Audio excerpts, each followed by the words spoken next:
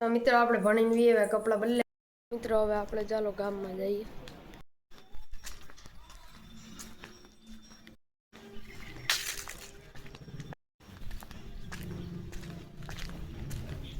ચાલો મિત્રો આપણે ગામમાંથી વીએ